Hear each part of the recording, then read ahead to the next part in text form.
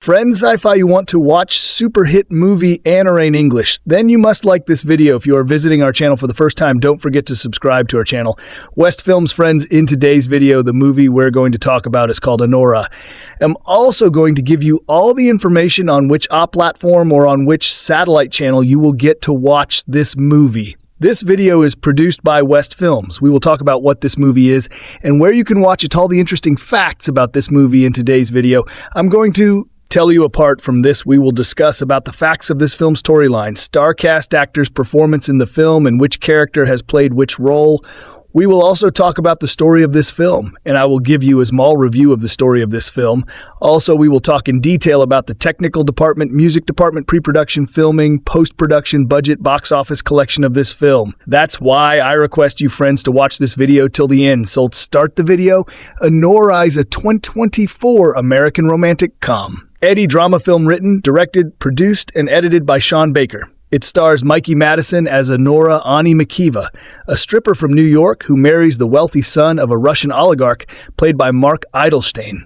The supporting cast includes Yura Borisov, Karren Karagulian, Vach Tovmasyan, Daria Ekamasova, and Alexei Serebriakov. Anora premiered at the 77th Cannes Film Festival on May 21, 2024, where it received critical acclaim and won the Palme d'Or. It was released theatrically on October 18, 2024, by Neon. The film grossed $56.6 million worldwide against a $6 million budget, making it Baker's highest-grossing film. Anora received numerous accolades. The film was named one of the top 10 films of 2024 by the National Board of Review and the American Film Institute. The film received 6 nominations at the 97th Academy Awards, winning 5 for Best Picture, Best Director, Best Actress, Madison, Best Original Screenplay, and Best Film Editing. It also received 7 nominations at the 78th British Academy Film Awards, winning 2 and 5 nominations at the 82nd Golden Globe Awards.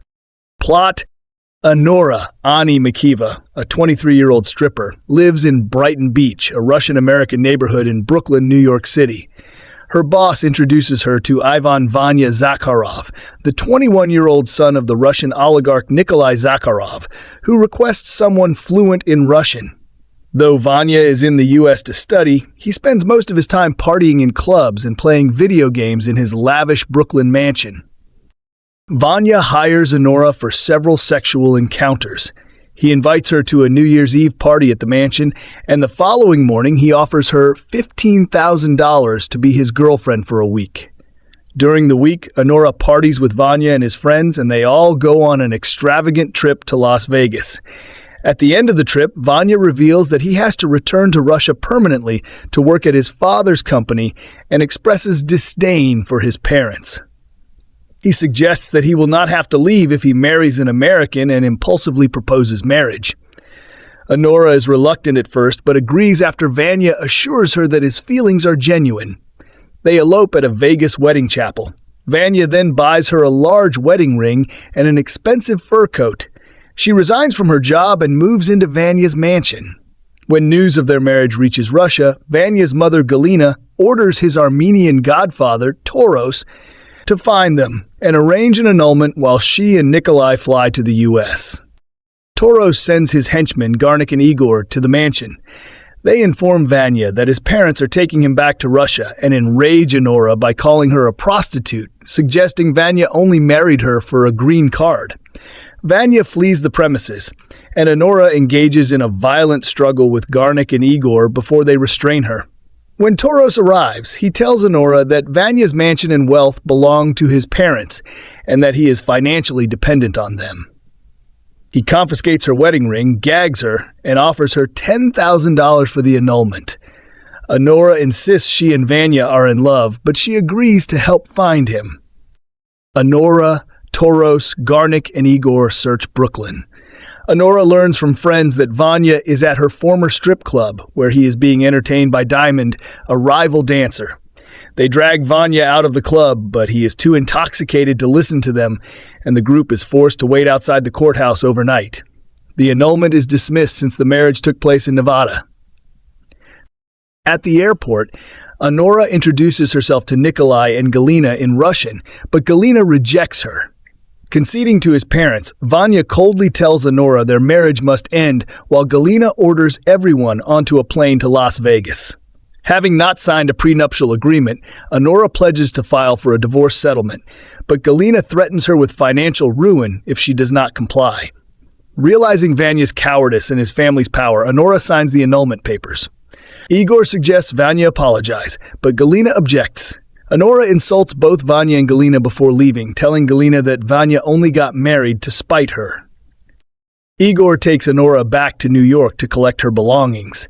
At the mansion, she confronts Igor about their encounter, accusing him of assault and saying he would have raped her if they had been alone.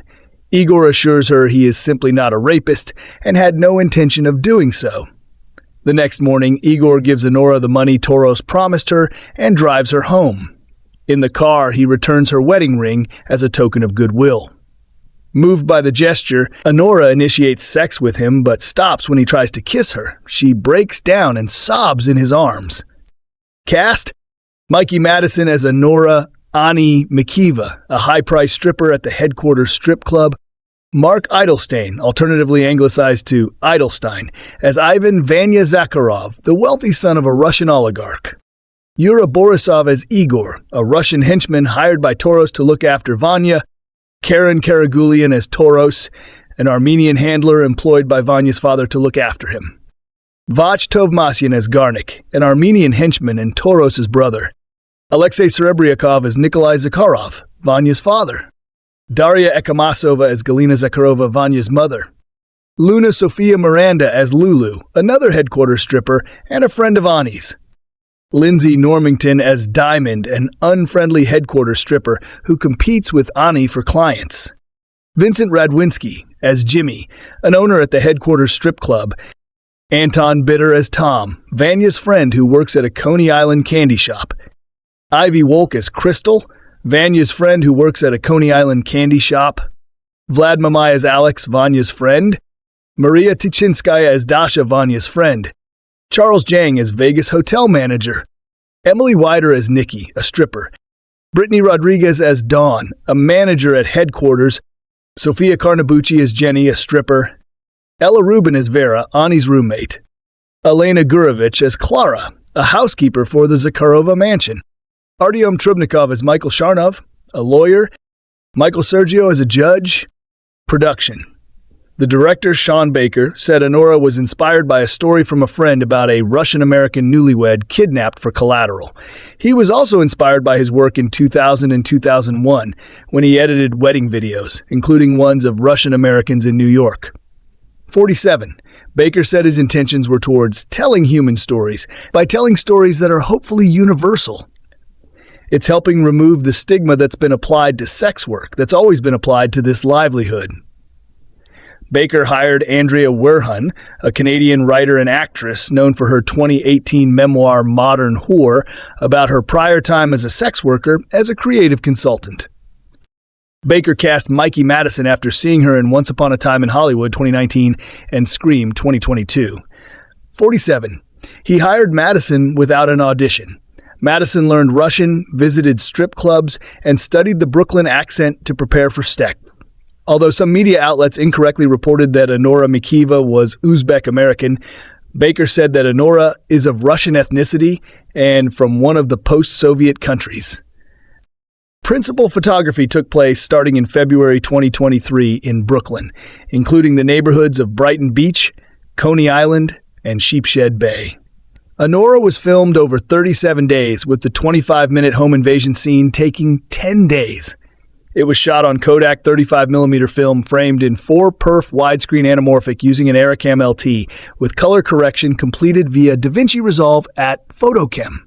45 to 46, vintage Lomo Prime and zoom lenses were mainly used for filming, while Atlas Orion lenses were used for low-light scenes. Scenes were also shot at the Palms Casino Resort and on Fremont Street in Las Vegas.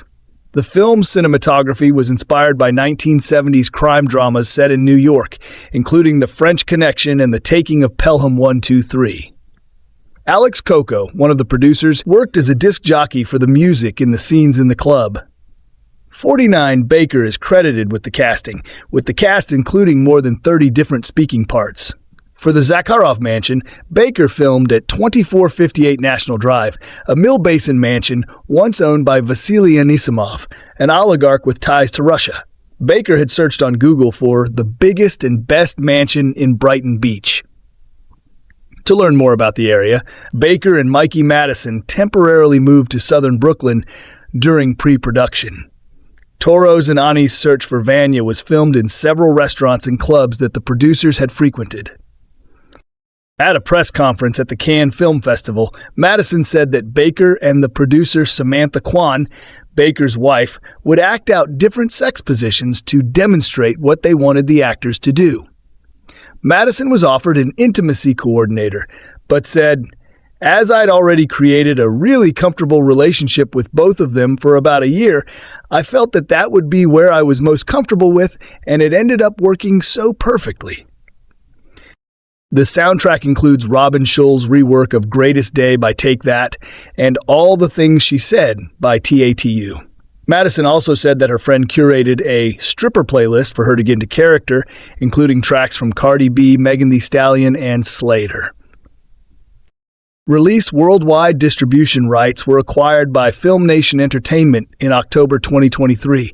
The film was then sold by FilmNation to Le Pacte for France, Lev for Israel, Kismet for Australia and New Zealand, and Focus Features Universal Pictures International for the rest of the world, excluding North America, in deals similar to those made on Baker's previous film, Red Rocket. In November 2023, Neon acquired North American distribution rights to the film and opened it in limited release on October 18, 2024. Anora premiered at the Cannes Film Festival on May 21, 2024, and won the festival's Palme d'Or on May 25th. It earned a 10-minute standing ovation at the end of its screening. It became the 5th consecutive Palme d'Or winner distributed by Neon in the United States, and the first American-produced film to win the Palme d'Or since Terrence Malick's 2011 epic The Tree of Life. Anora also played at the Toronto International Film Festival, the New York Film Festival, the San Sebastian International Film Festival, the Busan International Film Festival, the BFI London Film Festival, the Rome Film Festival, and several others. It was also the closing film at the Mumbai Mumbai Film Festival 2024. The film was released on digital platforms on December 17, 2024, with a streaming release on Hulu on March 17, 2025. It will be released on 4K Ultra HD Blu-ray by the Criterion Collection on April 29th. According to Tom Quinn, CEO of Neon, the P&A and the award season publicity campaign budget was $18 million. Reception. Box office. As of April 3, 2025, Anora had grossed $20.5 million in the United States and Canada and $36.1 million in other territories, for a worldwide total of $56.6 million.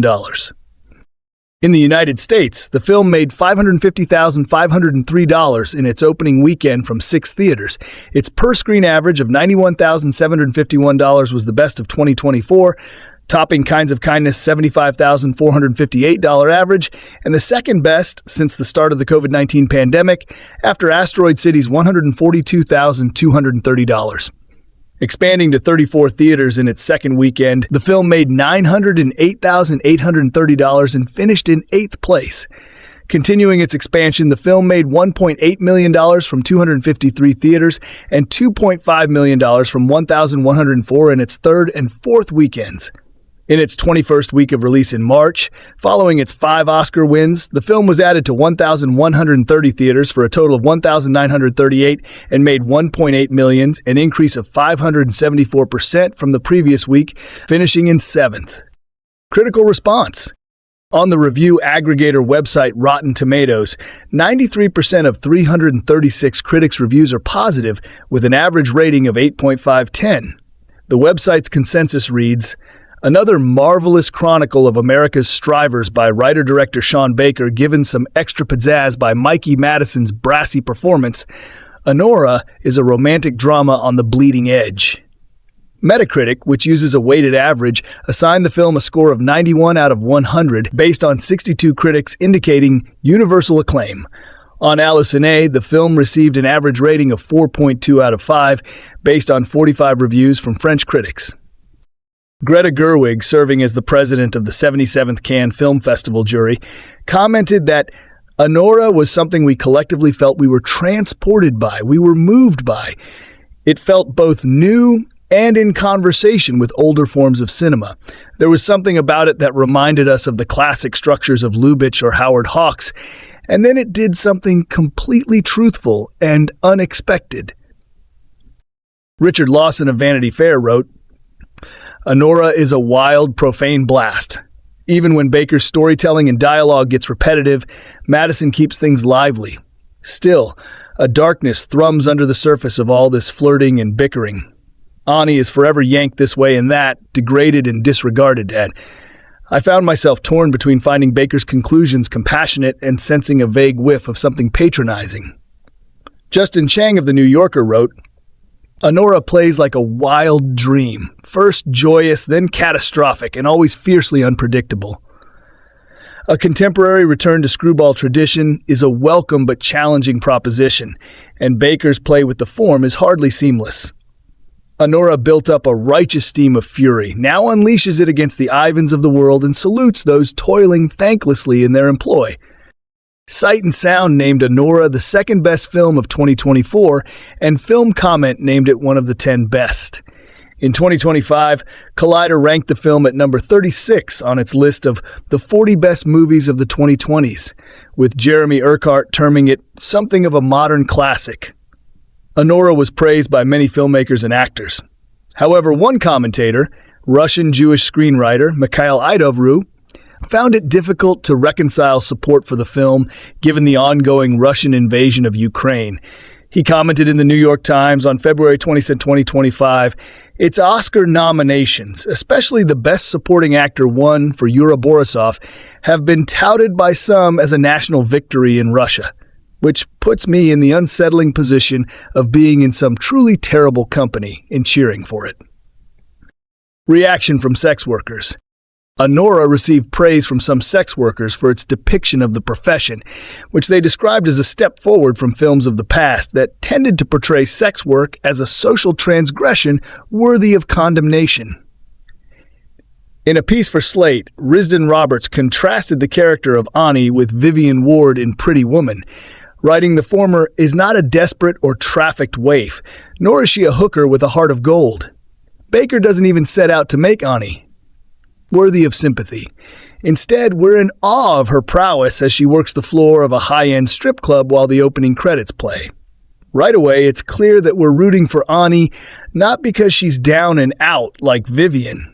We're rooting for her because she's shrewd and in control. Tiff Smith said, "We're seeing a fully developed character doing sex work without their profession defining them.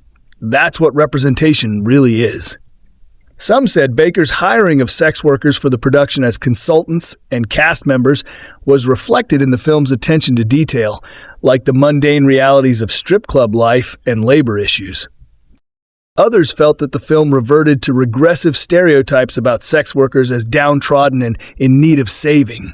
A UK-based sex worker commented that the film rehashes the traumatized, vulnerable sex worker trope, which we've seen 1,000 times before.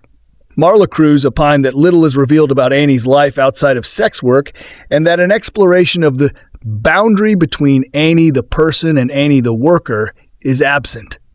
Ayana Dozier wrote, "The film narratively builds upon and follows the social imaginaries of sex workers as subhuman projections for other people's fantasies." Cruz wrote that it is debatable whether Ani becomes more clear-eyed about her relationship to power, men, and money throughout the film. Though Roberts appreciated the film generally, she critiqued the ending, writing that for real-life sex workers, the true goal is not to be saved by a man, but is about survival, or ideally transcending the need to survive. She added that rather than representing the knights in shining armor archetype, clients are a means to an end. Money can't break your heart. Reception in Russia. The film has apparently had a mixed response in Russia, with some critics comparing it to a rehashing of Pretty Woman. Anora has also been portrayed as a national victory and a sign of warming cultural relations between Russia and the West. Accolades. Main article. List of accolades received by Anora. Anora won the Palme d'Or at the 77th Cannes Film Festival. It was nominated for 5 awards at the 82nd Golden Globe Awards, 7 at the 78th British Academy Film Awards, winning Best Actress and Best Casting, and 6 at the 97th Academy Awards, with Baker, Madison, and Borisov receiving nominations at each ceremony. The film won 5 Academy Awards, including Best Picture, becoming the 4th film, after The Lost Weekend, Marty, and Parasite, to win both it and the highest award at Cannes. Baker equaled the record set by Walt Disney for the most Academy Awards won by person in 1 year, and is the only person to win all 4 for the same film. The American Film Institute and the National Board of Review named Anora as one of the top 10 films of 2024. At the 30th Critics' Choice Awards, it became the first film to only win Critics' Choice Movie Award for Best Picture, and none of its other 6 nominations. Anora Review. Her name is Anora, but everyone calls her Ani. She's fluent in Russian but prefers to speak English. She dances at a strip club, which means she's emphatically not a sex worker, even if she occasionally moonlights as one on the side. Ani, it's clear, is smarter and tougher than she lets on to her clients, but the woman's a mess. She's compromised and conflicted. Probably the world around her is too. Anora, the brilliant new picture from American writer-director Sean Baker, is a screwball Cinderella tale, frenetic and funny, fiery and profane. While Baker has already won plaudits for his previous work, Tangerine, The Florida Project 2021's Red Rocket, this boisterous New York caper vaults him towards greatness. Anora combines instinctual deft handling of its volatile subject matter with a jubilant, swing-for-the-fences ambition. But the film's a joint triumph and shares the spoils with its star. Cast in the title role, 25-year-old Mikey Madison gives a performance for the ages. She rustles up a flawed, fearsome heroine who's as gorgeous and grubby as life. It almost goes without saying that Ani's strip club attracts all manner of losers, but some of these deadbeats are more solvent than others. Vanya, Mark Eydelshteyn, for instance, is the gawky, spoilt son of a Russian oligarch with free run of his parents' Brighton Beach mansion and altogether more money than he knows what to do with. Vanya is a sweet kid but weak, with the gaucheness of a teenager and the selfish greed of one too. Making like Richard Gere in Pretty Woman, he offers the dancer $15,000 to be his horny girlfriend for the week. Ani promptly confesses that she'd have taken the gig for 10 grand. Vanya grins and admits he'd have gone as high as 30. Such is the measure of the love that's between them. All relationships, perhaps, are in part transactional. At least in this case, it's upfront, even honest. Vanya's the buyer and Ani's the seller. He brings cold hard cash to the table while she provides the sexual fireworks, also spark and grit, which only makes the sex better. And so for a time, these two might convince themselves that they're equals, business partners, and that their confected romance might just work out fine. It's only after their Las Vegas wedding that the souffle collapses in spectacular style. Vanya and Ani surfed through the nuptials on a tide of champagne and cocaine. The come-down will be brutal, and for the bride most of all. What a jolting, tragicomic journey Baker and Madison arranged for us here. Their film clatters and squeals like an unoiled crosstown train, kicking up sparks as it veers from midtown Manhattan to snow-blown Coney Island, and from tawdry fantasy to harsh, hard reality. Anora deepens and darkens with each twist and turn and provides a violent corrective to so many Hollywood fairy tales. But it also understands that these stories have certain rules that must be followed, at least for a while, so as to break them with more force. Annie's a plaything, a toy to be tossed away, but she is also a wrecking ball. Aim her just right, and she'll bring the house of cards crashing down. Sure enough, Anora hits its shrill crescendo during a sustained slapstick sequence at Vanya's luxury pad when a pair of hapless Russian goons arrive to annul the marriage. The two men march in, remonstrating with Vanya and barely giving the woman a second glance. But her response has them reeling. The living room is in pieces. She's kicking and biting. She simply won't be restrained. It is a superb, breathless set piece, savage and hilarious and on the outer edge of control. Anora premiered at this year's Cannes Film Festival, where it went on to win the Palme d'Or. I saw it there and loved it, albeit with slight nagging reservations. Maybe the tale lost velocity in its bleary-eyed closing stretch. Maybe Ani's interaction with one of the goons felt a little suspect and contrived. On a second viewing, however, the whole thing makes perfect sense. Anora's last act is a blinder. The final scene is the coup de grace. And if the ending feels uncomfortable, well, that's precisely the point. Film's relationship with its viewer, Baker suggests, is its own cheap transaction. Its clients demand happy endings or they feel shortchanged and let down. Ani understands what's required and performs her role with aplomb, to the point where she is no longer certain what is fake and what's real. New York City can be an icy place, even without its freezing temperatures. Colder if you aren't blessed with the basic privileges to survive in its margins. On the surface, Sean Baker's powerful, spirited, and rollicking Anora unfolds wildly with an often comedic tone, through several impeccably orchestrated high-energy set pieces laced with wisecracking troopers. But lurking beneath that shine is that New York chill you can't help but feel in your bones. Even when this often sexy and steamy film conceals it. On the whole, what Baker has created here is nothing short of pure movie magic. His smartly interwoven urban machinations make you giggle and inexplicably tear up on repeat, sometimes within the same sequence, while somehow keeping you acutely aware of the sorrow that is bound to rise to the surface. In other words, Anora is boundlessly alive with a quality we've seen continually in the movies of Baker, among the most humanist filmmakers working today. There is joy next to sadness. There is comedy inside a tragedy. Often wisely and compassionately vocal about the need to destigmatize it, Baker has told stories about sex work and sex workers before. But Anora, a film about the eponymous escort, operates at a different register.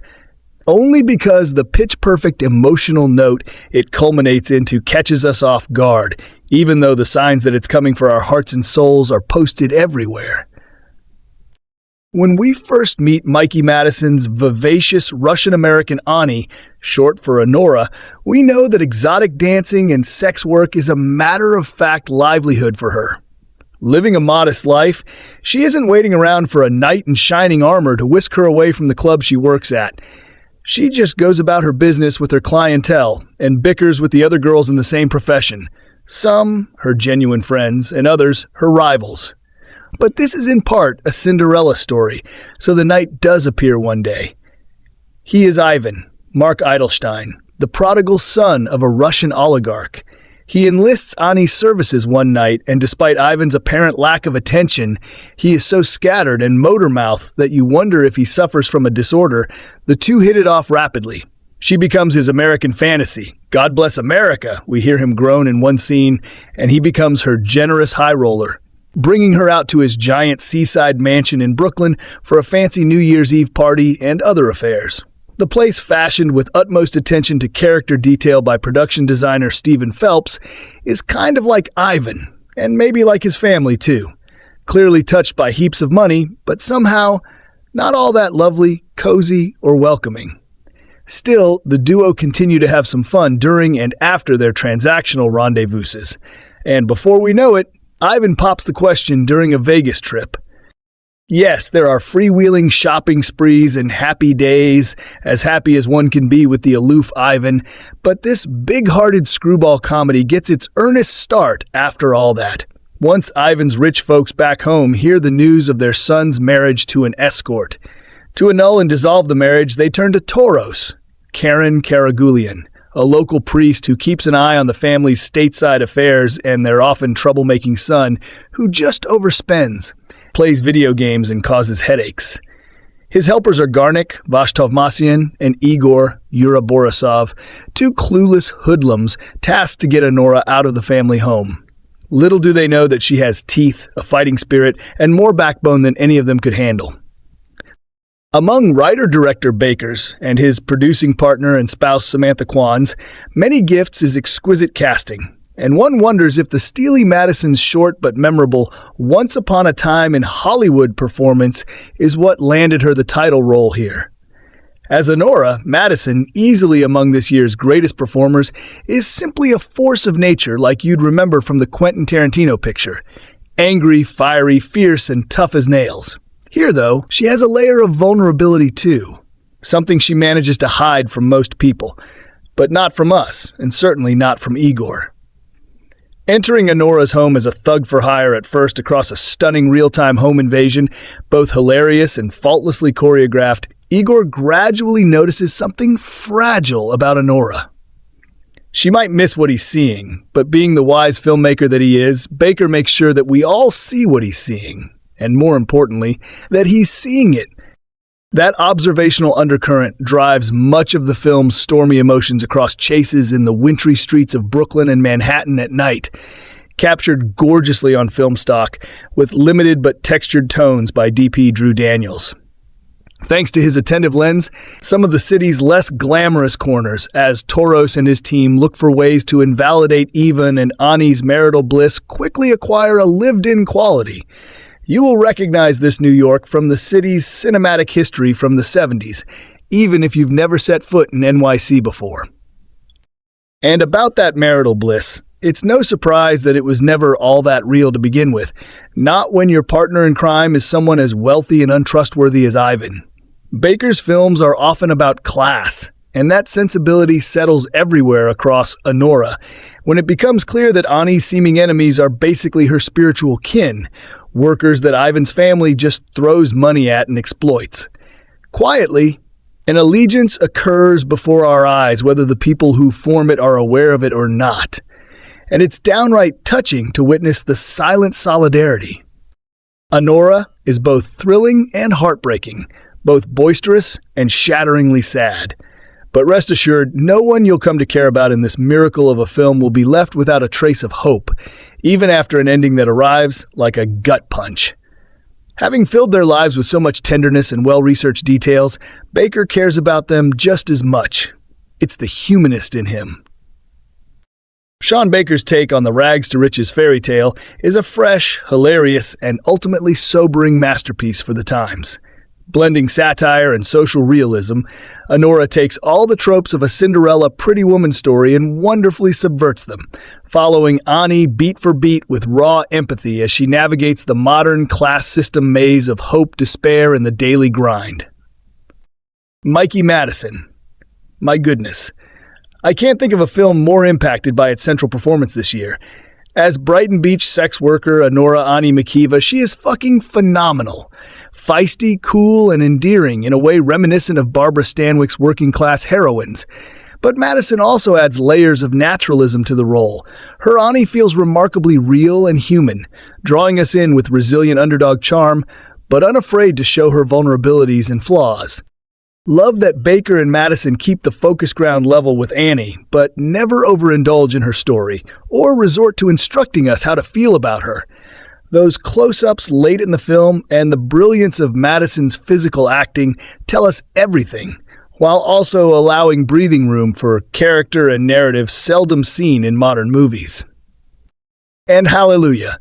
Poor and working-class characters who are people, and not clumsy objects of rich kid-made bullshit social consciousness. My biggest pet peeve of cinema has always been the saintly, devilish caricatures of us everyday folk that still populate all too many films. As always, big personal thank you from me to Sean. You get it. Backing Madison perfectly is the director's signature motley mix of fresh faces, albeit packed a bit more with professional actors this time. Part of Anora's overall trend towards slightly more conventional filmmaking, which I don't mind in this case. It's still inherently a Baker joint from first frame to last. Mark Eydelshteyn is so grand as Napo oligarch and source of social climbing eventual love Vanya that we alternately fall for his doofy, carefree charisma and want to slap the shit out of his privileged idiocy right with Ani. Also adore Karagulian as hapless rich kid wrangler Toros. His your generation moment in the diner is priceless. And any notion we might have had of a happy turn for Ani is cut down with force by brief but memorable performances from Alexei Serebryakov and Darya Ekimosova as Vanya's icy as a Dostoevsky Christmas special parents. But the complex relationship Ani has with sympathetic Zakharov henchman Igor, played marvelously by Yura Borisov, is what really sets Anora apart. Dig the subtle arc this takes, from the prolonged and fantastic living room battle fest to small gestures of kindness throughout their midnight odyssey looking for Vanya and the intricate exchange between them in the final act. Fuck that ending. One of the most tender and devastating moments I've seen in a long time. How Baker threads us to its emotional impact, shifting slowly from candy-colored lighting to a stark, snowy street, pulsating needle drops to the quiet rhythm of bitter winds in an idling car, chaotic Altman-y dialogue filled with barbs and zingers to a heavy, melancholic silence is outstanding. Direct punch to the heart. I just sat there absorbing it through the credits. Is this where us Anoras and Igors of the world are at now? Pretty much. A+ on the sound design and Drew Daniels' cinematography throughout. The ear pound of a soundtrack and overlapping conversations add extra flavors of emotion and connective experience with Ani. We feel the immediacy and sometimes lunacy of every moment, punctuated by stellar use of wide-angle lenses, dreamlike tracking, frenetic handheld, and expressive colors. That drifting opening long shot taking us to Ani and the credits is absolutely lovely. My new favorite of the year, and probably the film I'll be rooting for at next year's Golden Naked Humanoid ceremony. So happy that a movie built on integrity is getting this much buzz. Baker's becoming a Jarmusch of his era, refreshingly following his own road of storytelling with seemingly little desire to play Hollywood's game. Bravo, Sean. We need more directors like you. And cheers to Mikey rocking that glitzy bitch come March. More than a little ironic for Anora's core themes if she does, but I'd love to see her hit that stage.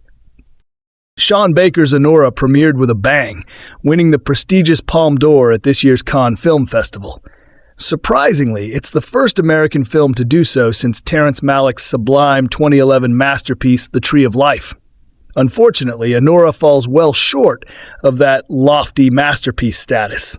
Instead, it's a draining exercise in indulgent filmmaking that puts its focus on most of the wrong things. Anora sees Baker gravitating towards the same problems that plagued his previous feature, 2021's Red Rocket. His film set out to be raw, gloss-free windows into overlooked American subcultures, and that's a good thing.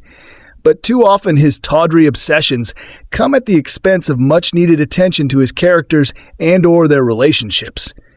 Never has that been more true than in Anora, one of the loudest and longest 140 minutes you'll endure. Anora is a blaring example of what a lack of restraint can do to a movie. Baker's inability to know when to ease off the gas and let his characters breathe becomes one of the film's biggest problems. We're left with surface-level treatments rather than any meaningful development. And good luck finding an emotional core amid the endless yelling, constant arguing, and at times, brain-melting dialogue. The film's star Mikey Madison is the biggest victim playing Anora, a 23-year-old lap dancer at a high-end New York City strip club. Much like Emma Stone for Yorgos Lanthimos, Madison lays bare and fully commits to her male director's vision. But despite routinely stripping down and screaming on demand, Baker never gives her the material she needs to stretch her role beyond rank exhibitionism. Yet in a weird way it fits with the aggressive amorality of Baker's crass and cranked-up world. Madison's Anora, who goes by Ani, works at Club HQ, making her money fulfilling the 15-minute fantasies of her diverse clientele. One evening she dances for a rich and pampered young Russian named Vanya, Mark Eydelshteyn, an easy frontrunner for the most obnoxious movie character of the year.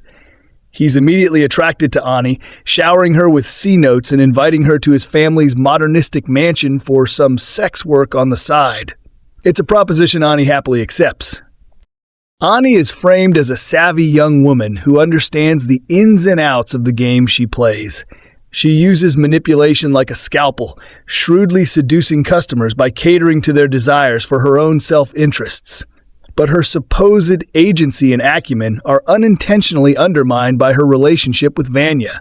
Her tough and confident persona takes a pretty woman turn after she accepts $15,000 to be his girlfriend for a week.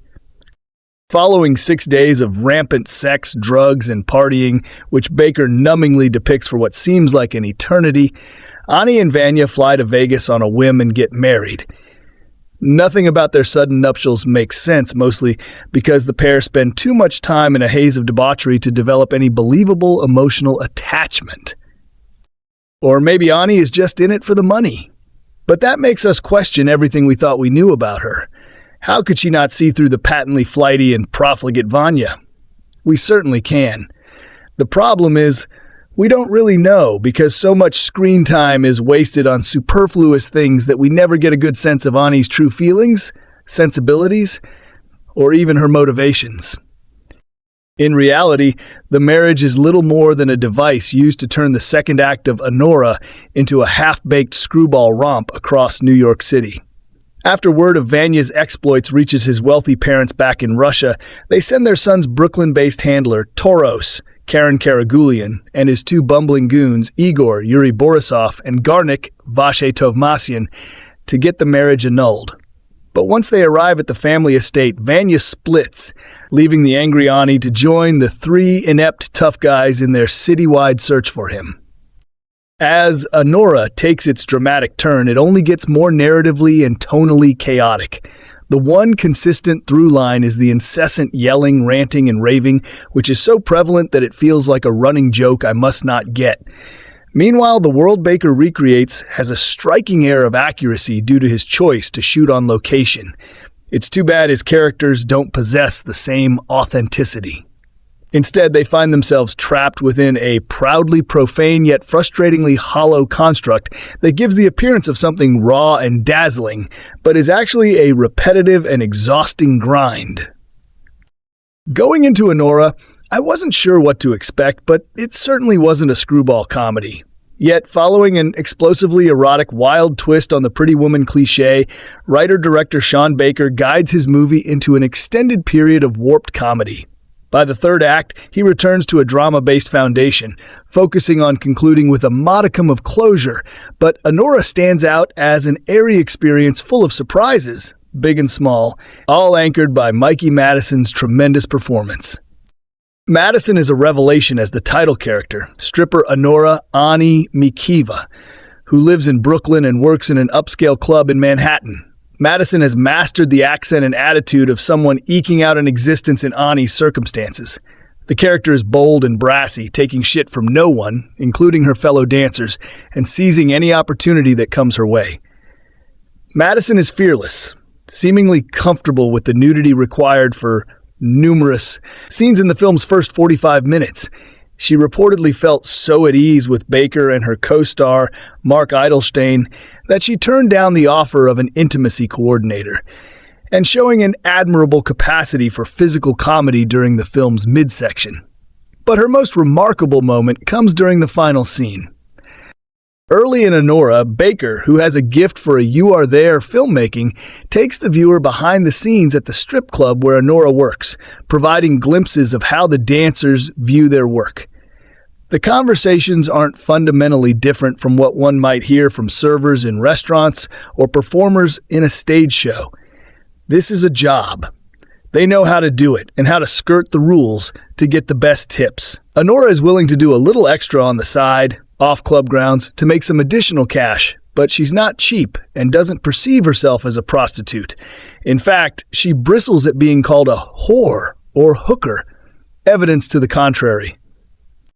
Her fortunes, which are illustrated briefly with a shot of her flat, take a turn for the better when the club owner introduces her to Vanya, Eydelshteyn, the spoiled scion of a Russian oligarch who's looking for a good time with a woman who can speak Russian, one of Anora's talents. Smitten and unsatisfied with what she offers in a VIP room, Vanya asks for a meeting at his mansion, and the two are soon negotiating a deal where she will be his exclusive live-in girlfriend for a week. She gets $15,000 for the job. While on a trip to Vegas, Vanya impulsively proposes, and the two return to New York as a wedded couple. This news alarms Vanya's Armenian handler, Toros, Karren Karagulian, who is ordered by Vanya's irate parents to take care of the situation. When his bumbling henchmen, Garnik, Vache Tovmasyan, and Igor, Yura Borisov, arrive at the mansion, Vanya is initially stubborn and belligerent, but then runs away, leaving Anora to deal with the Three Stooges. Vanya's flight signals a shift in tone from the playful romantic interaction between the newlywed couple to the comedic interactions between Anora and her three captors. It's a twist on O. Henry's Ransom of Red Chief, where the victim is more than the kidnappers can handle. Although this segment probably goes on a little too long, the movie as a whole feels like it could benefit from some trimming, mostly during the third act. It vacillates between darkly amusing and laugh-out-loud funny. The thugs aren't particularly menacing, and Anora never seems to be in danger. By the time Anora reaches its final 40 minutes, the Baker shifts into a more grounded exploration of the emotional toll of the experience on Ani.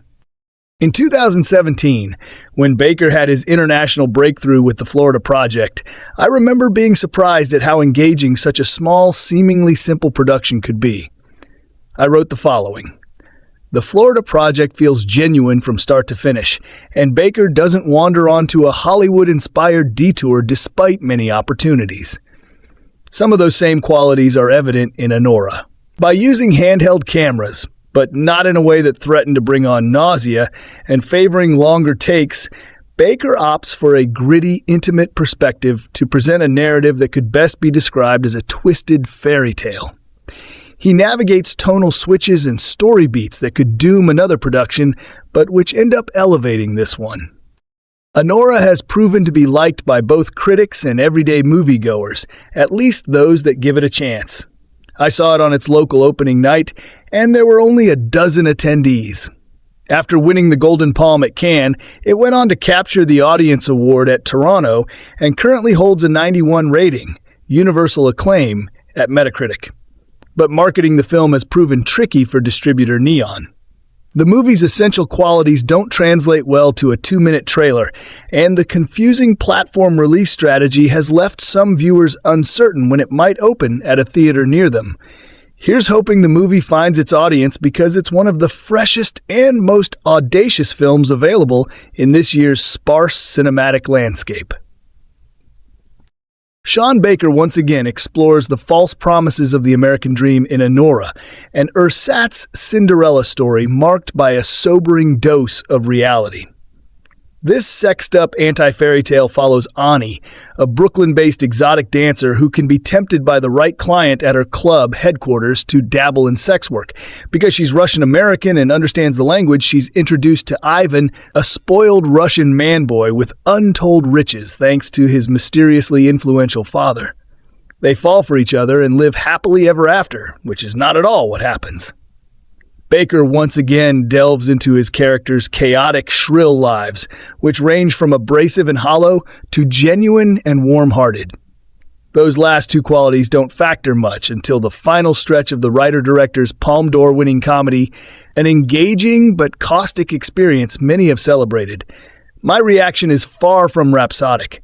Though I appreciate Baker's continued interest in showcasing characters marginalized by society, and I admit it's impossible to deny the immediacy with which Baker directs, Anora didn't cast the same spell on me that it has on so many others. Baker's subjects tend to come from low-income and working-class sectors. Take Willem Dafoe in Baker's lauded 2017 effort, The Florida Project, playing the manager of a crummy motel on the margins of Orlando. But Baker also delights in challenging his audience to empathize with his outsiders.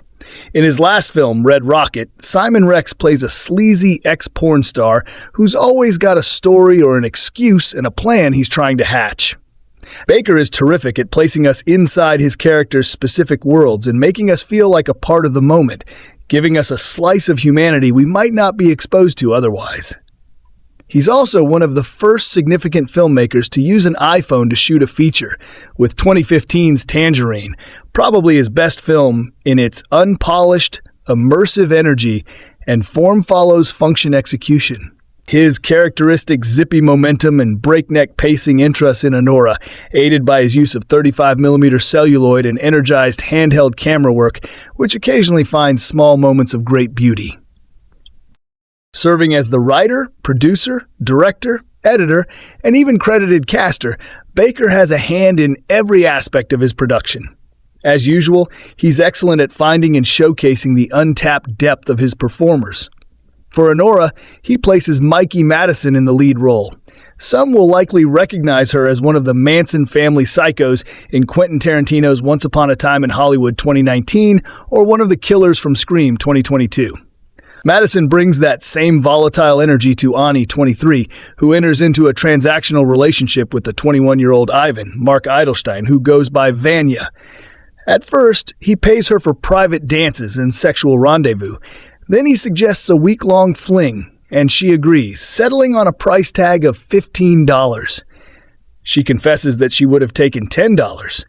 He admits that he would have paid up to $30K. Their quid pro quo may recall the setup of Pretty Woman 1990 on the surface, but Baker has more on his mind than creating another cliché fantasy. This is despite Vanya proposing to her during an impulsive trip to Las Vegas where they're fueled by drugs, alcohol, and bad sex. They seal their supposed love with a marriage certificate at a wedding chapel. Anora has more in common with Knights of Cabiria, 1957, Federico Fellini's heartbreaking Italian drama where Giulietta Messina yearns to be loved but finds her would-be lovers are exploitative and deceptive. As it turns out, Vanya's parents in Russia don't approve of the union, and they order their US-based fixer Toros, Karagulian, to get the marriage annulled. Toros assigns two thugs, Garnik, Vashtavmashin, and Igor, Yura Borisov, the film's secret weapon from 2021's Compartment Number 6, to find Vanya at his father's mansion. The chaotic scene finds Vanya splitting on foot, while Ani is left with the goon squad. She fights with understandably harsh words and slapstick violence until, eventually, Toros and company force her to join in a race to locate her new husband. She learns along the way what an immature child he is, though nothing about his behavior up to this point suggests a mature adult. Maybe Vanya represented a method of escape from Ani's work as an erotic dancer. Then again, this film takes a non-judgmental approach to Ani's profession, neither glamorizing nor condemning it. Instead, maybe he seemed like a fairy tale prince, offering to give her a new, luxurious life. It's difficult to tell since Baker doesn't explore Ani's inner life. Much of Anora unfolds in two modes.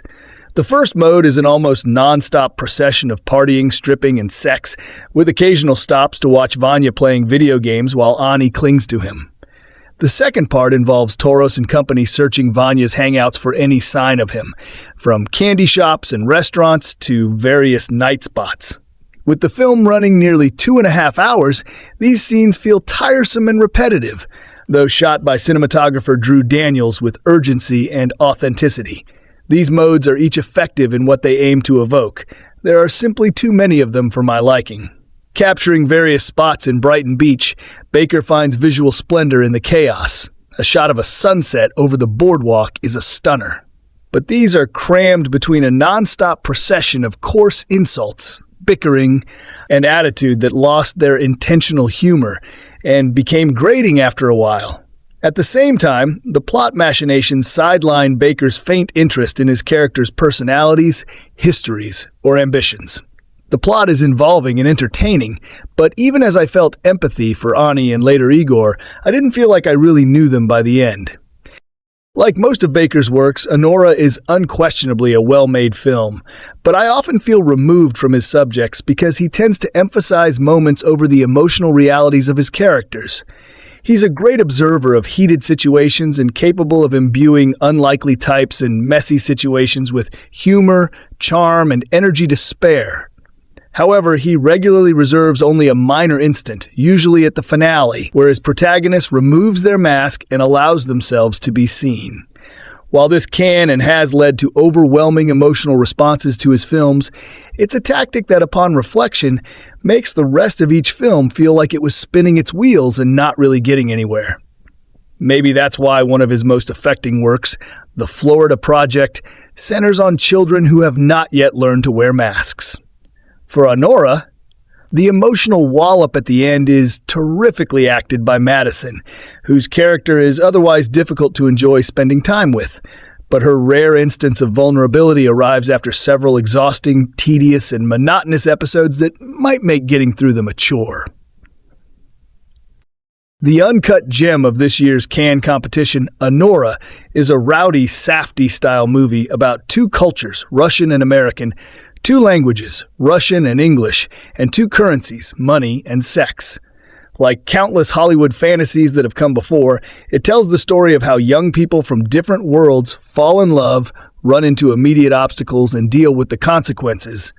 Except the couple in this case consists of a New York stripper and the reckless son of a Russian oligarch. How long would you give it?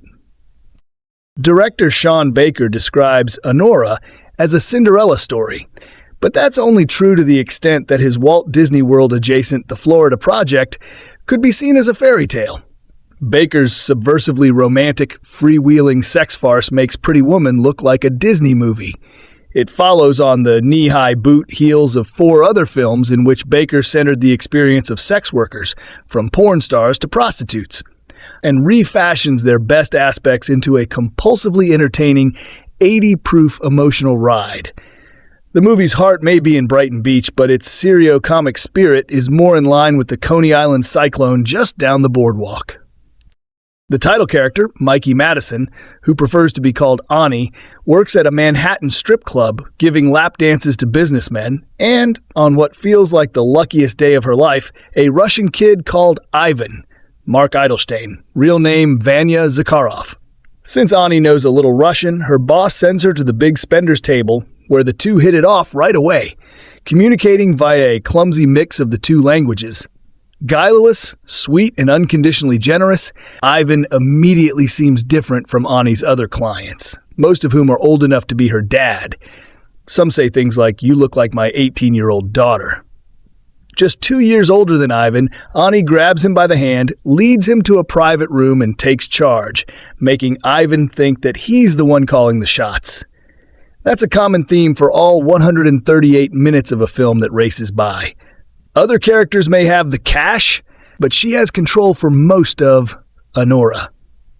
In the scenes where she doesn't, most notably an extended and deeply uncomfortable one where 3 men try to restrain her, Ani's mind races for a way to shift the balance back in her favor. By the end of that first night, she sent Ivan home with her number in his phone. After a few one-on-one visits to his opulent pad, a waterfront mansion with maid service and private security, Ani finds herself negotiating the rate for a week of exclusive attention. They settle on $15,000, cash up front. Baker isn't coy, but nor is he pervy about the transactional sex between these two, presenting it without judgment. Neither degrading nor glamorous, Ani and Ivan's sessions are instead gently humorous. She tries to get to know him, while Ivan mostly wants to get off, turning his attention to video games or TV as soon as they're done. Eager but inexperienced, Ivan races through lovemaking like some kind of spastic rabbit, and after a few such disappointments, Ani offers to slow things down and instruct him a bit. It's right about then that Ivan tells Ani that he's in love, and a short time later that he suggests they get married. At this point, Ani is caught up in the extravagant YOLO vibe Ivan gives off. A kaleidoscope of partying out and sleeping in that's infinitely better than her working-class home life, briefly glimpsed between shifts at the club. Ivan flies Ani to Las Vegas, where the wedding chapels are open 24 hours. Some people go to Vegas and get a tattoo. She gets a 4-carat rock and a marriage certificate. It's right about here that a Cinderella story would end happily ever after. Not Anora. Baker's just getting started. Ani's dream lasts for all of 45 minutes, and then Ivan's parents get wind that their prodigal and profligate son has married a prostitute, as she's frequently misidentified. They're outraged by the shame that Ivan has brought upon their family. Although Madison is so sincere in the role of Ani, it's hard to see their side of things. Sure, Ani's eyes widened when she saw the view from Ivan's bedroom or the collection of luxury vehicles in his garage. But she's no gold digger. And so what if she were? He's got his currency and she's got hers. She's also American, which means a fast track to a green card. There's still a feature film's worth of excitement to come, as Ivan's godfather, Toros, Karren Karagulian, gets involved, dispatching a pair of thugs, a fellow Armenian named Garnik, Vashtov Mason, and the Russian-speaking Gopnik named Igor, Yura Borisov. Baker brings the same spontaneous, seat-of-your-pants energy to Anora that he did to Tangerine before this, making what follows every bit as impulsive and unpredictable, captured in delicious, slightly oversaturated widescreen. The audience is on Ani's side, but there are no bad guys here, just concerned family and friends understandably alarmed by Ivan's actions. Toros wants to get the marriage annulled, while Ani clings to the fairy tale hope that it's for real, and Ivan splits and abandons everyone, rather than confront his mom, a ferocious Darya Ekimosova already en route from Russia. Switching up the film's tone and how audiences feel about the situation every few minutes, Baker brilliantly orchestrates the chaos to come as the situation tornadoes out of control. Russians have a certain reputation, and it's easy to imagine the day going terribly wrong. Who might be the first to miss Ani if she disappeared? The answer? Us. With a wispy little girl voice like Dakota Johnson's and the catfight intensity of Tura Satana, faster, pussycat, kill, kill! 2022 Scream actor Madison surprises as Ani. Working where she does, her character has every reason to be cynical, and yet Ani still believes in true love, even if Ivan hardly seems deserving of her faith. Beneath her sparkling hair tinsel and butterfly nails, she's smart and resourceful, representing in this one unforgettable character the ambitions and obstacles of centuries of sex workers. Baker has always had an instinct for spotting talent, and here he doesn't have to show Madison pole dancing a la Jennifer Lopez in Hustlers for audiences to buy into the authenticity. It may actually be an advantage that she's not already a star or impossibly proportioned. We read Ani as real, and we feel deeply invested in how this shotgun wedding plays out. For his part, Eydelshteyn brings a spindly Timothée Chalamet-like quality to the role of Ivan, adapting his body language to the way Ani sees him. Prince Charming at first, but increasingly pathetic once his parents are invoked. Familiar face Karagulian has appeared in all Baker's features, but gets his biggest role yet as a man unwilling to risk his privileged connection to the Zakharov clan for Ivan's high jinks. Quietly stewing on the sidelines is Borisov, who looks like he could kill someone. Ani insists he has rape eyes, but winds up being the only one genuinely interested in bridging the gap between their two worlds. Taken alone, Anora is a profane kick, but seen in the context of Baker's recurring fixations from Starlet to Red Rocket, it stresses his belief that sex work is real work, that it's more central to society than society wants to admit, and that by identifying with those we typically objectify, we can't help but love them. We move past the film's Hollywood ending, the fairy tale is over, and the scrappy little indie begins, Anora's sense of absurd. Peril is on par with its Pine Barrens episode of The Sopranos or the drug deal with Alfred Molina in Boogie Nights. The danger is real. It's just the people involved who are stupid and clumsy, while Sean Baker's humor often relies on characters being awful to each other. Anora's ensemble is supremely likable. Mikey Madison is irresistible as the feisty and self-possessed Ani. This is a star-making role. Madison is a riot in this film, and she's not the only one. Mark Eydelshteyn is adorably pathetic as unburdened. Full-time party Irva, such that it's easy to see how and could genuinely enjoy his company. He's all ID and impulse, an excited puppy with the resources to pursue his wildest whims, which at the moment include her. Also here to steal every one of his scenes is Baker regular Karren Karagulian, who plays Toro Van's handler in Brooklyn. This may be a fairy tale for Ani, but for Toro, it is a workplace disaster which he and his Stosgarnik Vash Tavin and Igor Yura Borisov will have to deal with. If they want to keep their jobs and possibly their lives, they're functionally gangsters, but they lack any of the menace or goo that implies it's a beautiful reflection of Annie's life as a sex worker. She's more than what she does for a living, but she's a lot better at her job than they are at theirs. The idea that these goobers, or even the Russian oligarchs they work for, should hold power over her is ridiculous. It's only in the final act that the laughs start to fizzle out, and Anora settles into a place of quiet meditation. This transition is earned, but it also feels as if the gears grind during the shift. The extent to which the pace slows down in the final 20 minutes evokes the feeling of the final guests leaving a party, The fun peters out over time, until finally you're left alone with the mess. The ways that Anora falls short of perfection are mostly nitpicks. I would have liked to hear the word less often at the end of a joke and deliberate as the deflating final minutes may be.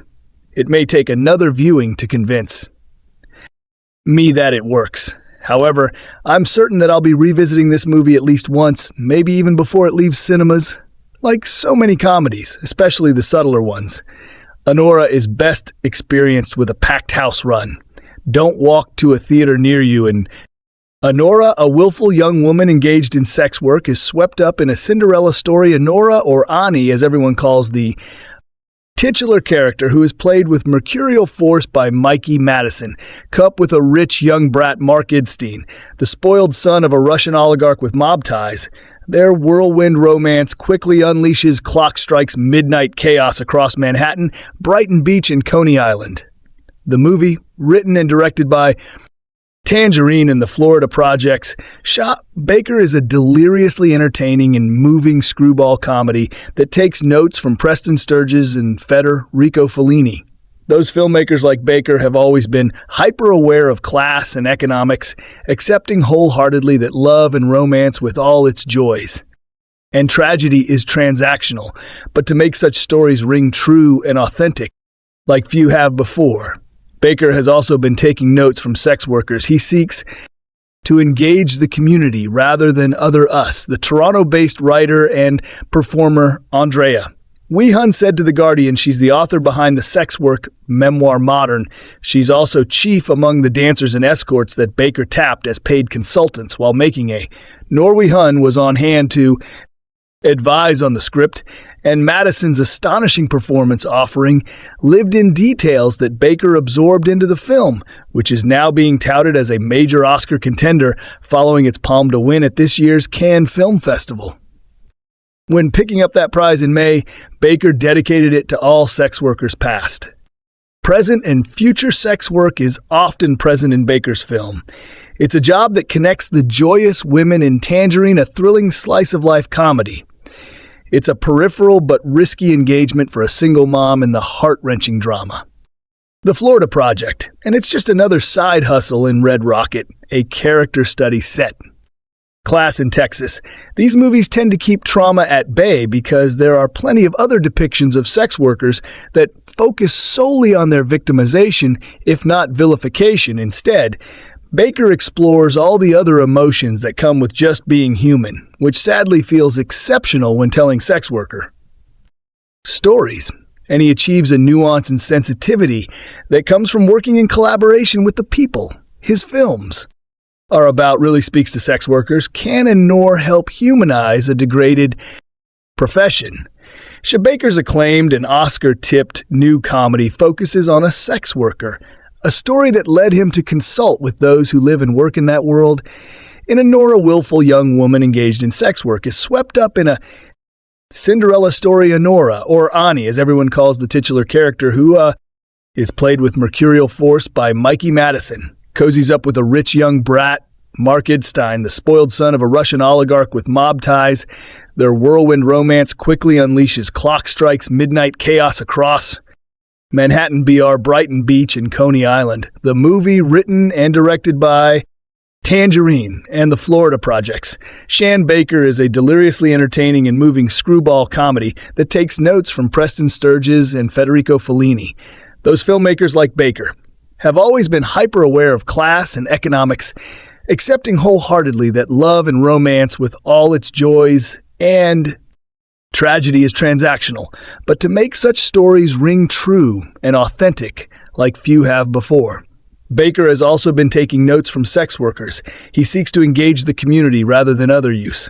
The Toronto-based writer and performer Andrea Ware Hun said to The Guardian she's the author behind the sex work memoir Modern. She's also chief among the dancers and escorts that Baker tapped as paid consultants while making a. Wee Hun was on hand to advise on the script, and Madison's astonishing performance offering lived in details that Baker absorbed into the film, which is now being touted as a major Oscar contender following its palm due win at this year's Cannes Film Festival. When picking up that prize in May, Baker dedicated it to all sex workers past. Present and future sex work is often present in Baker's film. It's a job that connects the joyous women in Tangerine, a thrilling slice-of-life comedy. It's a peripheral but risky engagement for a single mom in the heart-wrenching drama The Florida Project, and it's just another side hustle in Red Rocket A. Character studies set among the working class in Texas. These movies tend to keep TR at bay because there are plenty of other depictions of sex workers that focus solely on their victimization, if not vilification. Instead, Baker explores all the other emotions that come with just being human, which sadly feels exceptional when telling sex worker stories.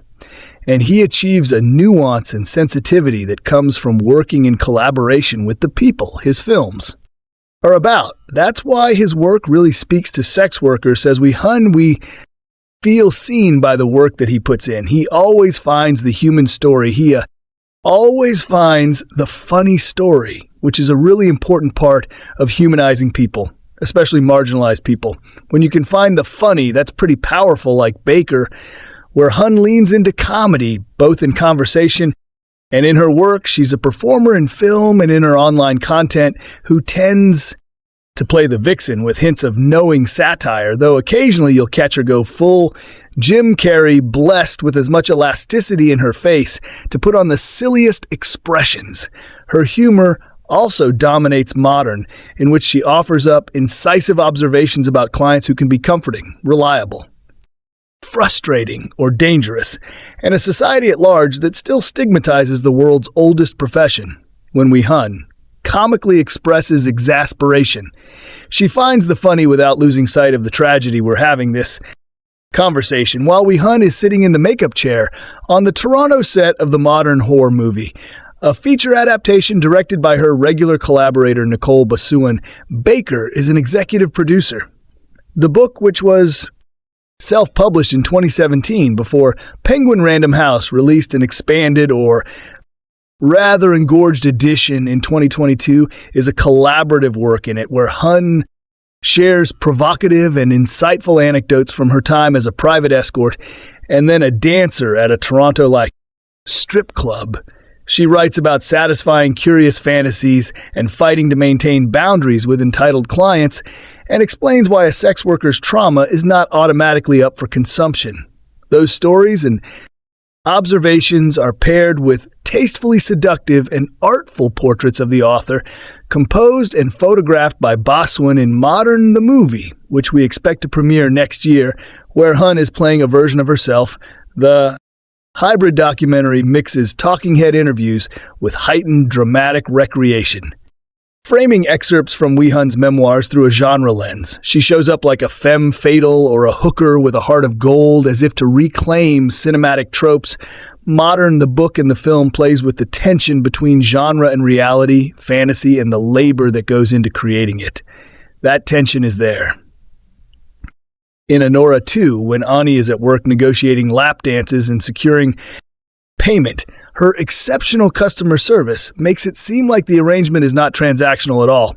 She's performing a fantasy, but everything behind that performance, the labor of it all, is mundane.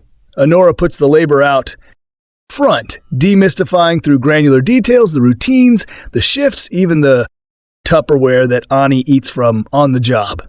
We Hun points out that she actually had a direct hand in that latter bit. C had asked me, if you walk into the strip club locker room, what might you see?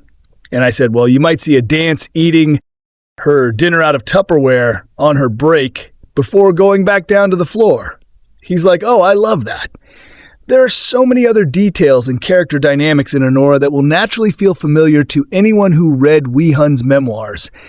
The warm and supportive dynamic between colleagues at the strip club, which, as with any workplace, can be compromised by some frosty competitiveness, the sense of ownership some dancers feel over their loyal clientele, and an irrational but no less stinging sense of betrayal when those loyal customers look for variety in other dancers. That doesn't necessarily mean Anora lifts those dynamics from the book, just that there's a shared authenticity when community has a hand in shaping these stories.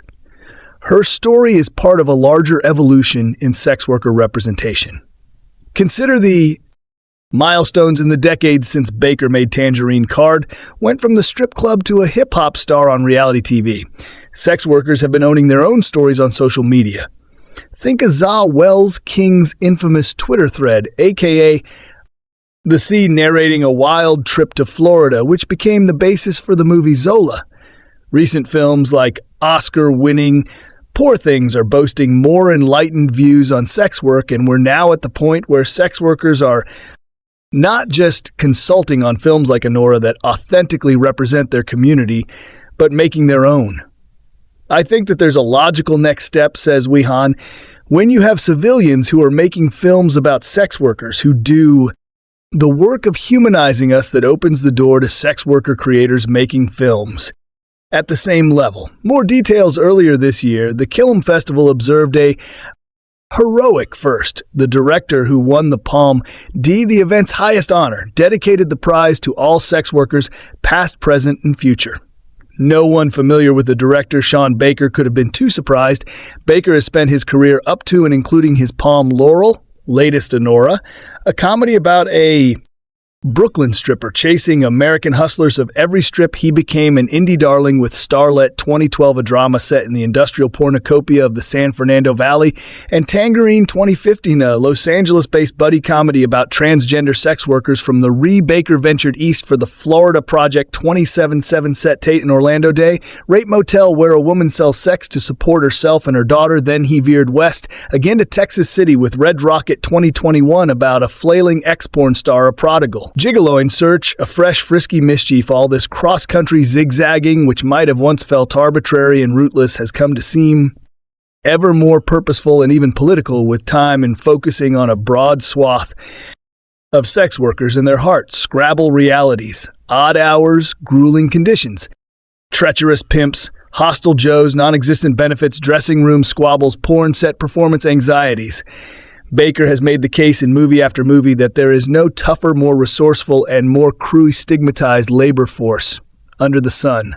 Anora, set over several wintry New York days and nights, splendidly renews this argument, even if the sun itself, such a glaring fixture of Baker's earlier work, is on hiatus. The cinematographer Drew Daniels finds a forlorn beauty in the gray skies over Coney Island, where visitors shiver along the boardwalk and in the heavy snow that in a late lovely scene blankets a nearby neighborhood. Fortunately, the movie has its own built-in heat. Supply Anora, who goes by Ani and is played brilliantly by Mikey Madison, is a 20-some exotic dancer at HQ, a Manhattan strip club. The movie begins with an aunt and her colleagues at work, each one straddling a customer in a chair.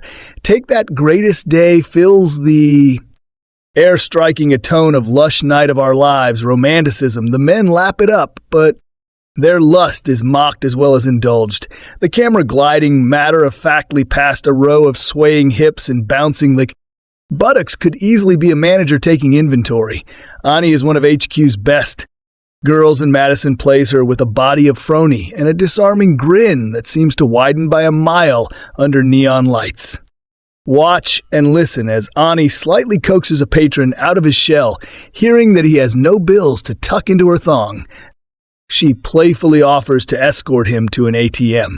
She's so good at her job that the movie has to remind us that it is in fact a job, and an exhausting one. Cut to the next morning as Ani, wearing shades and a heavy jacket, trudges in steely silence back to her Brooklyn apartment, crawls under the covers, and recharges for another long night ahead. No wonder the rest of Anora plays like a wild dream, first joyous, then catastrophic, and always fiercely unpredictable. Back at HQ, Ani is assigned to Ivan Zakharov, Mark Eydelshteyn, a heedless young pleasure seeker from Russia. Ani is USC American, and though her Russian is serviceable at best, her body language is more than fluent enough for them both. Ivan, for his part, knows just enough English to murmur "God bless America" as Ani slides onto his crotch. He is also rich enough to take their relationship private. Before long, Ani is visiting him at his parents' mansion in Brighton Beach, which has stunning waterfront views and daily maid service. Who exactly is this privileged little moffhead? And who and where are mom and dad? The answers, as with most things involving the Russian oligarchical class, boded well, for no one idling a supremely nimble clown makes Ivan the very picture of boy fecklessness. When he first pays a KN for sex, he finishes so fast he doesn't bother removing his socks. You want her to take the money and run. But the relationship progresses, even if it never deepens. Ani isn't dumb, and Madison, whose sad eyes often tell a story, her smile doesn't betrays a silent awareness that something here is too good to be true. Still, Ani is also young, and if not quite in love, then eager to believe in love. She can't resist Ivan's horndog enthusiasm, his party-hardy vibes, his obscene fortune within days. The two jet off to Vegas by private plane, get hitched, then return to New York to start their new life. It's over almost before it has begun. Baker conceived the role of Annie with Mikey Madison in mind, inspired mainly by her work in Once Upon a Time in Hollywood 2019 and Scream 2022. In each of those pictures, you might recall, with alarm, Madison's character dies horrifically, doused in blood, set ablaze, and howling in agony. Mercifully, Ani avoids such a fate, though she is bound, gagged, and made to scream bloody murder. Her antagonists are a bumbling trio of toughs drawn with a sharp eye for the immigrant demographics of Brighton Beach. Two Armenian Americans to Karren, Karagulian and Garnik Vashan, and a Russian Igor Yura Borisov. The men work for Ivan's parents, and they spring into action once they catch word that the lad has tied the knot with a prostitute. The marriage must be annulled. Ivan kept on a leash, and Anna sent packing. Easier said than done. The centerpiece of Anora is an acridly electrifying sequence, a nearly half-hour whirlwind of nose-breaking, furniture-smashing chaos in which you can feel not just the narrative stakes, but the very genre foundations shifting beneath the characters' feet. Funny games are afoot. The pratfall vibes are part Three Stooges, part After Hours. It was surely this sequence that led Greta Gerwig, the Conjury president, to invoke Howard Hawks and Ernst Lubitsch. I suppose Anora could well be Baker's trouble in paradise, if you can imagine Miriam Hopkins kicking Herbert Marshall in the face. But would it be more or less sacrilegious to invoke Preston Sturges, the most class-conscious and marriage-minded of screwball auteurs? Like Sturges, Baker grasps how the clashing priorities of love, sex, money, and status can send an impulsive romance spiraling into matrimonial anarchy. A contemporary return to screwball tradition is a welcome but challenging proposition. And Baker's play with the clean form is hardly seamless if you manage to see Anora in a packed house. Listen closely to the audience, laughter spilling forth. When all health finally breaks loose, is it boisterous or nervous? Does it arise in response to or in spite of the brutal shenanigans on display? There's no wrong answer in setting his characters on a furious collision course. Baker seems bent on pushing realism, humanism, comedy, and action well past the point of formal compatibility through it. All I think he is also trying to negotiate an honest path for his flinty yet vulnerable heroine he doesn't want to soft-pedal the danger that someone like Eydelshteyn could find herself in. But at the same time, he wants to make her more agent than victim of chaos. That's why her bodily control, evident from the first strip club scene, satisfyingly extends to the art of self-defense. There's an uglier subgenre of crime movie that Anora acknowledges by rejection, the kind where a female sex worker winds up on a slab when Ivan takes cowardly flight. The picture becomes ever more ambitious and unwieldy, morphing into a vehicular chase thriller.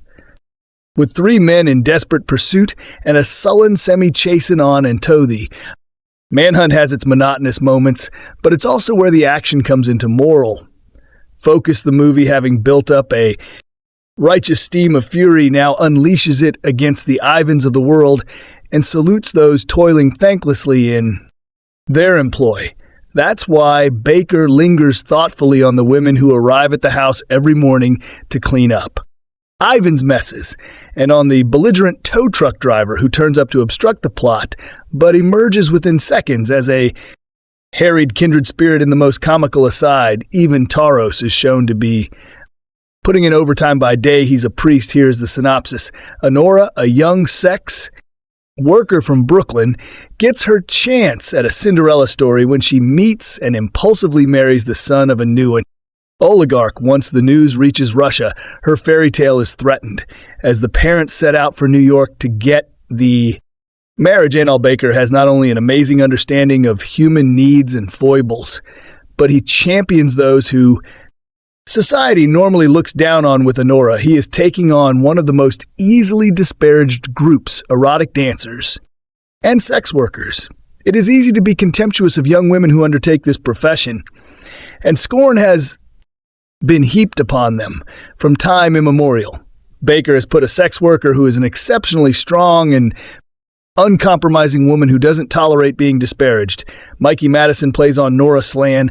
Mark Eydelshteyn plays Ivan. Vonnet Zakharov, Yura Borisov plays Igor Karagulian, plays Toros Vash, Toas plays Garnik, Ivy Wall plays Crystal, and Alexis Sakov plays Nikolai Zakharov. The film is like every wild night you've ever had, where things are larger than life and so amazing that you wish every day could be like that.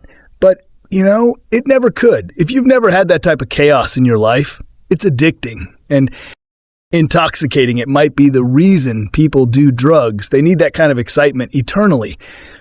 But that's why I called it cinematic cocaine. On the upswing of the narrative, it has an exhilarating high that takes the audience and the viewer on a ride, unlike most films. It is filled with authentic joy. Baker has totally captured that kind of high on film, that feeling of being young, gorgeous, rich, and that you will never have to pay the bill running from excess to wild adventure.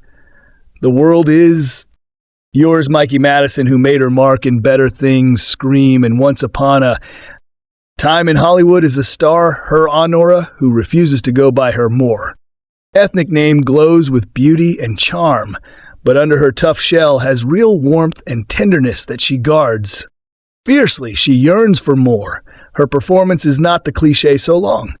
Beloved by Hollywood screenwriters about women of her profession, she's a real person.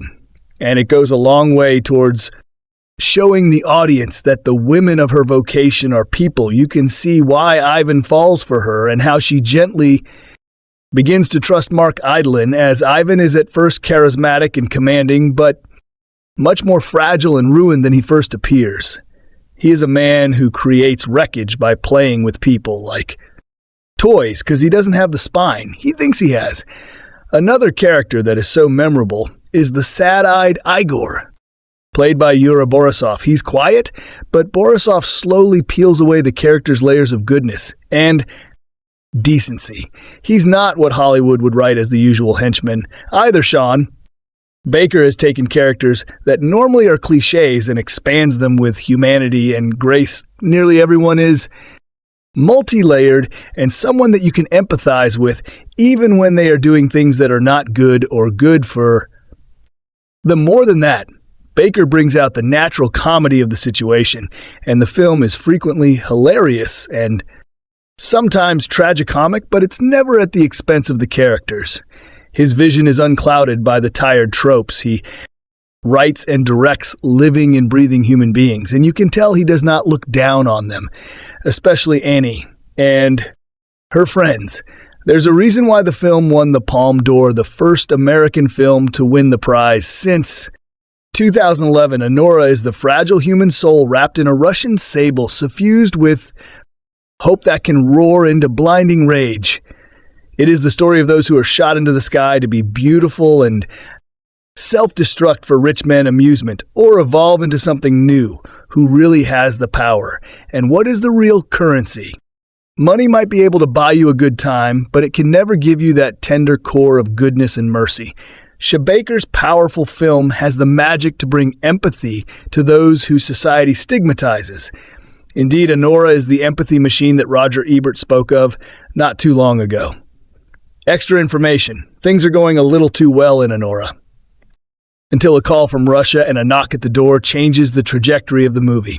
This extended sequence, deeply stressful and riotously funny at the same time, is reason enough to see Sean Baker's Palme D or Winter. But somehow the Journey that follows only gets better and more interesting. Anora is a fairy tale that spoils an exotic dancer from Brighton Beach. Anora Mikey Madison, or Ani as she likes to be called, gets paired one evening with a young man, Ivan Mark Eydelshteyn, who requests a Russian speaker. She can speak a little and understand everything, and they quickly hit it off, embarking on a whirlwind ride together. First, Ivan hires her by the hour, then for the week, for which she commands a cool $115,000, accounting for inflation. That's about double what Vivian got in Pretty Woman. Edward may have been a successful corporate raider, but he didn't have oligarch money. Ivan even tells a KN he would have paid $30,000 for as crass and ugly and reckless as it is. It's also something of a joy bomb to watch. And Ivan indulged in the youthful hedonism of unlimited funds. There's drugs, champagne, private jets, luxury suites, and perhaps, most importantly, they're having fun when he proposes, and they marry on an impromptu trip to Las Vegas. You almost believe it. Could work. Then the foundation collapses. Ivan's parents find out, and the guys who were supposed to be keeping track of the wayward kid, presumably in the U.S. to study, are sent off to fix it, and fast. They have less than 24 hours before Ivan's parents land in New York, and Ivan has gone missing. Suddenly Anora, with its ticking clock missing, kid anxious goons and determined dancer, turns into a white knuckle ride that gives Uncut Gems a run for its money prior to Anora. I'm not sure that I was especially concerned with the odyssey of a streetwise exotic dancer. Everything money can buy. Now I can't imagine not having taken the trip and meeting the colorful ensemble Anora Ivan, who is being called the Russian Timothy Shalom Egg or Yura Borisov, the thuggish, seeming muscle with a soft voice, kind eyes, and a heart of gold Taos Karren. Karagulian, the very stressed Armenian who was supposed to keep Ivan in line, and Garnik Vash Tassan Taos in over his head. Brother hoping to make a good impression on Ivan's family. They aren't just bad guy types either. They are all fascinating and empathetic in their own right, just trying to do a job for their powerful employers by the end of one very long night with this MLI crew. You might wonder if you're even rooting for Ani to get what she says she wants. Anymore, as a filmmaker, Baker has a particular knack for transporting moviegoers to places they'd not ordinarily go, with characters they'd similarly likely never encounter. Whether it's a few transgender sex workers walking down a less than picturesque stretch of Santa Monica Boulevard, one Christmas Eve, a single mom and her 6-year-old living in a downtrodden motel right outside the happiest place on earth, or a washed-up porn star con man who goes home to Texas. He finds wonder, beauty, dark humor, and truth in the ugly, the unseen, and the big. Unheard, the mirror are gritty, not something anyone would be bragging about on Instagram, and yet feel endlessly more authentic than some other filmmakers indulging in poverty porn. The biggest handicap of Anora is perhaps the hurdle of preconceptions. It seems almost too 90s for a young actor's big, serious awards. Buzzy breakthrough to come from getting naked and dancing on a pole, and yet in the hands of Baker and Madison, it works. Anora both embraces and transcends the cliches. It's not trying to pretend that it's not exploitative on some level. That might even be the point. And anyway, you might be surprised just how quickly you commit to this once-in-a-lifetime ride. Anora, a neon release in select theaters Friday and expanding in the coming weeks, is rated R by the Motion Picture.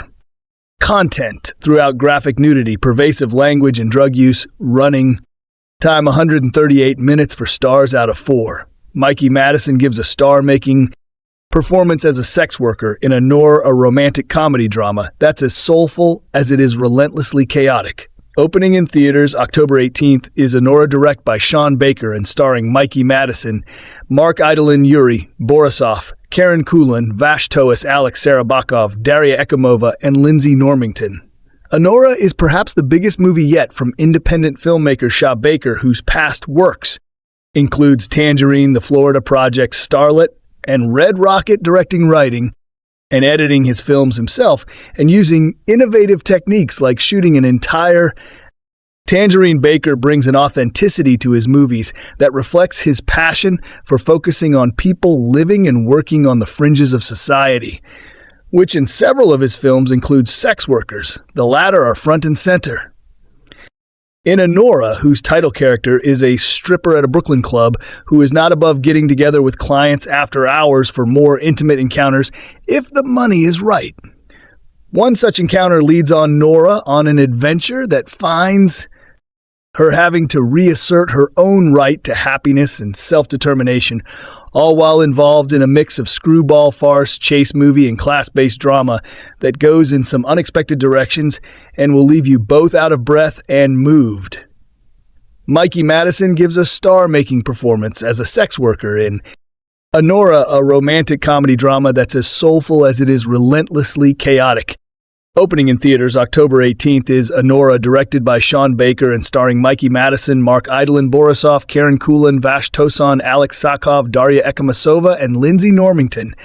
Anora is perhaps the biggest movie yet from independent filmmaker Sean Baker, whose past works includes Tangerine, the Florida Project starlet, and Red Rocket directing, writing, and editing his films himself and using innovative techniques like shooting an entire movie on an iPhone, as he did with Tangerine. Baker brings an authentic icity to his movies that reflects his passion for focusing on people living and working on the fringes of society, which in several of his films includes sex workers. The latter are front and center in Anora, whose title character is a stripper at a Brooklyn club who is not above getting together with clients after hours for more intimate encounters if the money is right.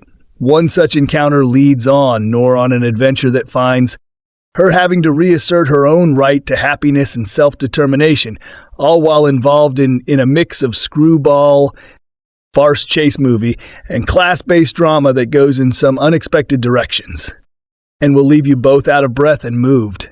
Mikey Madison, whose full name is Anora, is a young Russian-American stripper who lives in Brooklyn's Russian-heavy Brighton Beach community and is steered toward her club's Russian clients because she can speak their language. One such client, a seemingly shy yet charismatic young man named Ivan Zakharov, Mark Eydelshteyn, arrives with fistfuls of money and loads of charm and is immediately smitten with the alluring Ani. It's not long before Ivan invites Ani to his home for more private activities and to be his girlfriend for a week, for which Ivan is willing to pay. What to Ani is an exorbitant amount of money, his palatial home, and endless supply of cash bell. The fact that Ivan doesn't do anything while ostensibly in the U.S. to study, he is living off his parents' lares the next week is a blur for Ani of constant sex, drugs, partying with Ivan and his friends, and even spontaneous trips, the last of which to Las Vegas ends with Ani and Ivan impulsively eloping. It's only after they get home, however, that Ivan's parents, powerful, highly placed Russian oligarchs, get wind of what's happened through Toros. Karren, Karagulian, Ivan's handler, who is then tasked with having Ivan stay put until Ivan's furious parents can arrive and get the marriage anal. Ivan instead flees the house. So Taros and his two associates, Garnik Vashtavson and the surprisingly sensitive Yura Borisov with Ani in tow, are forced on an allied search for the drunken, dissolute, spoiled man-child. Meanwhile, Ani fights back ferociously, both physically and verbally, against potentially being forced to give up both her privileged new life and what she perceives as true love right out of the gate. Baker keeps on Nora moving at a furious clip, yet manages to never lose sight of the relationship at the heart of the story and the character at the center of that impetuous romance. Ani and Ivan share enough quiet moments together to at least give the impression that there is a true connection between them, although that's interspersed with the frantic whirlwind of partying, sex, and hedonism that makes one wonder whether these two really have something or are just flying along on a rocket of youthful energy fueled by unlimited cash. The pace doesn't let up for the initial meltdown when the beggar Taos and his goons show up, and even as Ivan flees like a child running from his parents in a tantrum, Ani shows another side of herself, cursing, screaming, fighting physically with enough raw strength and anger to hurt both of the tough-looking Russian guys sent to intimidate her. The initial confrontation between this petite young woman and these brawny men is a brilliantly edited combination of slapstick and heartfelt anger, with Madison leaving it all on the battlefield. Anora sags a bit during the elongated second act, in which Ani Taus, Agor, and Garnick hit just about every hangout in Brooklyn and Manhattan in search of Ivan, when it's pretty obvious where they should look first at 138 minutes. Anora is a tad long, and this middle section could have easily benefited from being trimmed down. Although, in fairness, the glimpses we get of life in Brighton Beach, one of Brooklyn's most rugged immigrant communities, nestled in the shadow of Coney Island, are vivid and colorful. It's in the final act, with the arrival of Ivan's hottie entitled Parents, that Anora gets back to full power as they attempt to have the marriage enfolded and force Ani into a seemingly no-win situation. Certain characters are revealed for who they are, some surprisingly, some not, and the true message of Anora comes poignantly through to the people with the money and power. Most of us are nothing but disposable servants and playthings. It's a harsh lesson that Baker effectively portrays, is with the humanity and compassion he's brought to all his work right from the start. This is Mikey Madison's show, previously known for playing Pamela Adlon's daughter on the FX series Better Things, as well as a role in 2022 Scream. Madison delivers a tour of force here. Whether she's making her sales pitch in Russian, seductively grinding for her clients at the club, plunging headlong into her new life as essentially a trophy wife, or fighting with everything she's got to not have that life ripped away from her at a whim, Anora is simply an incredibly layered and complex character, possessed of both warmth and a singular ferocious will to survive and assert her rights. That she does so with the odds stacked so heavily against her is one of her most endearing qualities. The rest of the cast is a mix of Russian and Armenian actors, with Mark Eydelshteyn right on target as the spoiled, dissolute Ivan, and Yura Borisov in his American debut giving surprising depth and profundity to the quiet Igor. As with his previous projects, Baker casts not just the right faces from lived into impassive, but gets actors who transmit the right amount of humanity and frailty, no matter how tough they may seem, with Anora having won the Cannes Film Festival's highest honor, the Palme d'Or, or earlier this year, and the movie coming out right as award season is heating up. There should be no question that Sean Baker's film will be in the thick of the race. His eye for people working and struggling on the margins of society remains one of the most important in film today, and he would be a lock for Best Director, Best Original Screenplay, and Best Editing nominations in our view. As for Mikey Madison, it's equally a no-brainer that she should land a berth in the Best Actress race. While a bit self-indulgent at times, Anora is a thoroughly original combination of character study, chase movie, bedroom farce, and working-class comedy drama that, if some of its subject matters doesn't turn off those notoriously stay Academy voters, should rank as a top contender. And one of the best films of the year, Daria Emo, Yura Borisov, Shan Baker, Lindsay Normington, Nerd Rocket Tangerine, Anora, Karren, Karagulian, Mikey Madison, starlet Mark, Eydelshteyn, Taz, The Florida Project C, AISC. Sarah Buckhoff, Don K. has been reading, watching, and collecting horror and sci-fi books, comics, and movies since he was 7 years old. He has been writing about film for more than 2 decades, and has interviewed everyone from Steven Spielberg to Christopher Nolan to Kevin Feige, while also covering events like Comic-Con and visiting the sets of films like The Dark Knight Rises, Guardians of the Galaxy, Thor Ragnarok, and others, beginning his career as a music journalist and syndicated radio producer. He broke into film journalism with the legendary horror magazine Fangoria, and has since been a contributor to Den of Geek, Looper, Sci-Fi, MSN Movie, Phone, Rolling Stone, Van, It Fair, and many more. This film, directed by Sean Baker, screenplay by Shay Baker, Produced by Alex Coco, Samantha Quan, Shaw Baker, starring Mikey Madison, Mark Eydelshteyn, Yura Borisov, Karren, Karagulian, Vash Tosin, Leek, Sukhov, cinematography, Drew Daniels. Edited by Shaw Baker, music by Matthew Hines Smith, production companies. FilmNation Entertainment S Film, distributed by Release, States May 21st, 2024, in Canada October 18th, 2024 in the United States. Running time 139 minutes, country United States, languages English, Russian. So guys, this is the review of Anora movie and some information about it.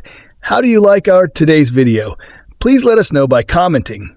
And if you like this video, please like it, share it, and don't forget to subscribe to our channel. Thanks for watching.